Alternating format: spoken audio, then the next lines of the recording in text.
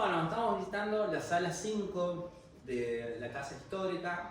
Acá en esta sala ya nos vamos metiendo en la cuestión del Congreso de Tucumán. A lo largo de la sala fuimos viendo diversos temas, como por ejemplo la historia de la casa, cómo fue la explotación de los metales en la época de la conquista, cómo se inicia el proceso revolucionario y las primeras batallas de los patriotas, y también los espacios donde las personas se divertían, como por ejemplo las tertulias y las pulperías. Y acá ya nos vamos metiendo en lo que sería el principal tema, o podríamos decir la razón de ser de la Casa Histórica. Acá ya comenzamos a hablar del Congreso, que fue básicamente una asamblea, fue una reunión de diputados, principalmente sacerdotes y abogados, que habían sido elegidos como representantes de las provincias a mediados de 1815. ¿Qué pasaba en ese momento? Bueno, la revolución estaba atravesando una gran crisis. Desde 1810 los patriotas tuvieron muchos problemas para ponerse de acuerdo y sobre todo para formar un gobierno. Habían intentado con diversas fórmulas, como por ejemplo armar triunviratos, directorios, inclusive ya habían hecho un congreso anteriormente en Buenos Aires, que fue la Asamblea del año 13. Pero los patriotas no lograban ponerse de acuerdo y sobre todo una de las cuestiones centrales en la discusión de ese momento era la relación que tenían las provincias con Buenos Aires. Buenos Aires sostenía que desde ella misma tenía que ejercerse el poder y el mando hacia el interior, y las provincias discutían este rol que quería ejercer Buenos Aires. En realidad las provincias lo que sostenían era que ese poder soberano tenía que compartirse entre todos los territorios.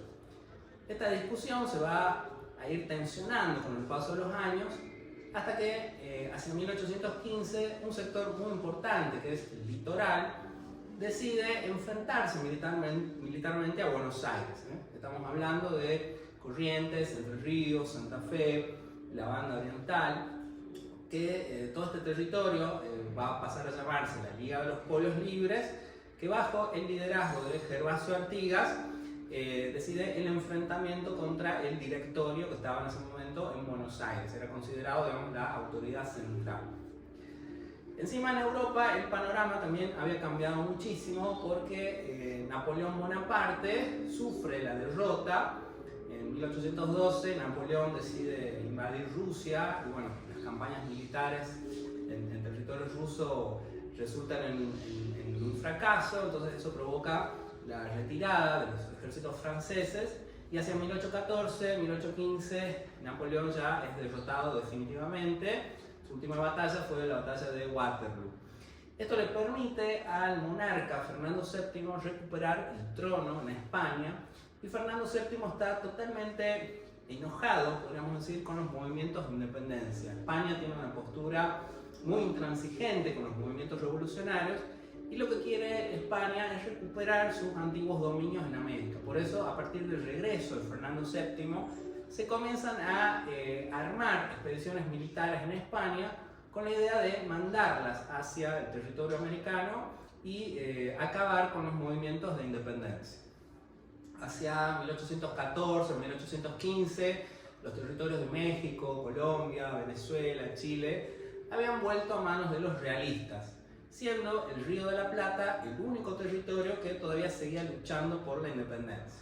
Podemos decir que es un panorama muy complicado para los patriotas el que se vive en esta época, y por eso, por un momento, deciden dejar de lado sus disputas y se dan cuenta que la única manera de salir de ese embrollo era formar nuevamente un congreso. Las provincias decidieron apoyar el congreso mandando a sus representantes, pero van a presionar para que ese congreso no se haga nuevamente en Buenos Aires, sino que se elige una ciudad del interior, en este caso San Miguel de Tucumán. Se le pide al gobernador de ese entonces, que se llamaba Bernabé Arauz, que busque un lugar para que se hagan las sesiones de ese congreso. Entonces Bernabé Arauz toma la decisión de que los diputados se reúnan en la Casa Bazán Laguna. ¿Qué pasaba por esos años en Tucumán? La ciudad era muy pequeña y se había convertido en la base de operaciones del Ejército del Norte. Podemos decir que la ciudad estaba militarizada y no había grandes edificios públicos para recibir a todos los congresales, porque lo más lógico hubiera sido hacer el congreso en el Cabildo de Tucumán, pero era un edificio muy antiguo que en las últimas décadas del siglo XVIII había sido incendiado por los presos, porque el Cabildo de Tucumán funcionaba la prisión. Los presos habían decidido incendiarlo y el Cabildo nunca se recuperó de esos daños. Entonces, al no haber un edificio público para poder hacer el Congreso, Bernabé Araoz tomó la decisión de que esos diputados se reúnan en una casa de familia.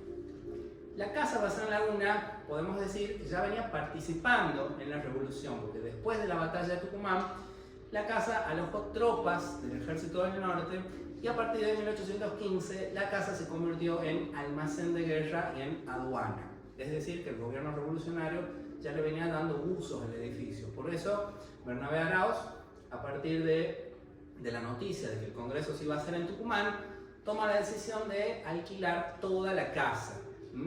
¿Por qué decimos alquilar? Porque el gobierno revolucionario le pagó dinero a la familia Bazán Laguna para poder hacer uso de la casa. Esto de alguna manera cuestiona el tradicional mito que sostiene que Francisca Bazán había prestado su casa al Congreso. En realidad el edificio fue alquilado y se le hicieron una serie de reparaciones para poder recibir al Congreso preparado de la mejor forma. Se consiguieron mesas, sillas, que inclusive se le paga a los carpinteros que había en esa época para que fabriquen los mobiliarios, y también la casa va a ser ornamentada, va a ser pintada, se arreglaron los muros, se trató de conseguir materiales, digamos, para hacer refacciones en la casa, y se decidió pintarla de blanco y de azul. Esto también cuestiona una tradición que se difundió a lo largo de los años, donde la casa parecía pintada de amarillo y de verde. En realidad, en 1816, cuando se declara la independencia, la casa estuvo pintada con los colores patrios. Las paredes blanqueadas a la cal y las puertas y ventanas pintadas de azul de Prusia. Unos historiadores, precisamente Ramón León y Pinto en la década del 70, descubrió documentos históricos donde figuraban los proveedores de esa pintura azul. Uno de esos proveedores se llamaba Ignacio Maldés, quien en 1816 acercó unos tarros de pintura azul prusiana para pintar la casa del soberano Congreso. Bueno, a mediados de 1815 las provincias comienzan a hacer las elecciones de los diputados y una vez que eran elegidos comienzan a hacer el viaje hasta Tucumán. Una travesía que duraba varios meses, por eso los congresales tenían que hacer descansos en unas casas que había a lo largo del camino conocidas como postas. A principios de 1816, enero, febrero aproximadamente, en pleno verano tucumano, ya había un buen número de congresales. Este número se va acrecentando en el mes de marzo y por eso el 24 de marzo de 1816 el Congreso decide oficialmente iniciar sus sesiones. El Congreso tenía que resolver muchísimas cuestiones, como por ejemplo nombrar un director supremo, ya que en ese momento no había un director. El director era el encargado de ejercer el poder ejecutivo.